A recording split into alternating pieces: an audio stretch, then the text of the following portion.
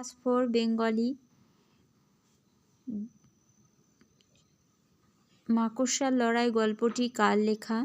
মাকড়সার লড়াই গল্পে মাকড়সার রং কী? মাকড়সার লড়াই গল্পটি গোপালচন্দ্র ভট্টাচার্যের লেখা। মাকড়সার লড়াই গল্পে মাকড়সার রং হলো ধূসর। এরা কি করে? এরা কি শিকার করে এবং কখন বের হয়? এরা আরশোলা উই চিংড়ি শিকার করে। এরা রাত্রেবেলায় বের হয়। শিশুটি কি কিনতে চায় না? শিশুটি সবার দুঃখে কি করবে? শিশুটি গাড়ি কিনতে চায় না। শিশুটি সবার দুঃখে কাঁদবে।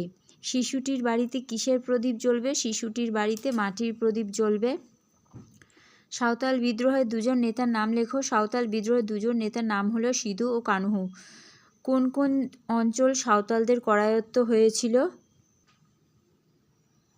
বীরভূম, বাঁকুড়া ও মুর্শিদাবাদ সহ বিহারের একটা বড় এলাকা সাঁওতালদের করায়ত্ত হয়েছিল। মাইলস্টোন কি? মাইলস্টোন হলো দূরত্বের চিহ্ন। মাইল মানে ৮ ক্রোশ এবং স্টোন হলো পাথর। ব্রাহ্মণ যুবক কোথা থেকে ফিরছিলেন? ব্রাহ্মণ যুবক কোমরগঞ্জ গ্রামের হাট থেকে ফিরছিলেন। এরো বাছুর কথাটি কার প্রসঙ্গে বলা হয়েছে? এরো বাছুর কথাটি ঈশ্বরচন্দ্র বিদ্যাসাগরের প্রসঙ্গে বলা হয়েছে। কি ঘামবে তবু গলবে না এবং স্বর্গটা কার? হিমালয়ের বরফ ঘামবে তবু গলবে না, স্বর্গটা ইন্দ্রদেবের। ঠাকুরদাস কে ছিলেন? দুর্গাকে। ঠাকুরদাস ছিলেন ঈশ্বরচন্দ্র বিদ্যাসাগরের পিতা এবং দুর্গা হলো একটি হাতি। দুর্গা কি খেতে ভালোবাসে? কে বাচ্চাটার গায়ে কাদা ধুয়ে দিল? দুর্গা আখ ও কলা গাছ খেতে ভালোবাসে। ফুলমণি বাচ্চাটার গায়ের কাদা ধুয়ে দিল। লেখকের দেখা মাকড়সার লড়াই গল্পে বর্ণিত যে মাকড়সার কথা বলা হয়েছে তার দুটি বৈশিষ্ট্য লেখো। দেখো, আমি এখানে 3টি বৈশিষ্ট্য লিখেছি।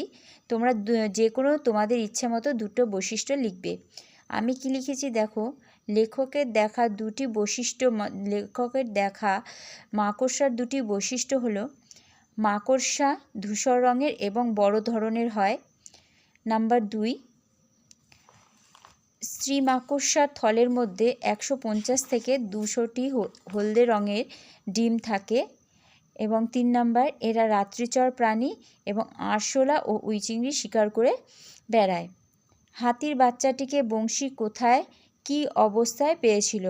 হাতির বাচ্চাটিকে বংশী ঘরের পেছনে কুয়োর মতো গর্তে পেয়েছিল এবং হাতির বাচ্চাটি পড়ে গেছে জব্বর বেকায়দায় এবং একেবারে মাটির সঙ্গে সেটে গেছে। বন দপ্তর দুর্গাকে কোথায় ছেড়ে দিয়ে আসে এবং মহাবিদ্রোহ কত সালে হয়েছিল? বন দপ্তর দুর্গাকে ডুয়ার্সের চাপড়ামারি জঙ্গলে ছেড়ে দিয়ে আসে এবং মহাবিদ্রোহ 1857 সালে হয়েছিল।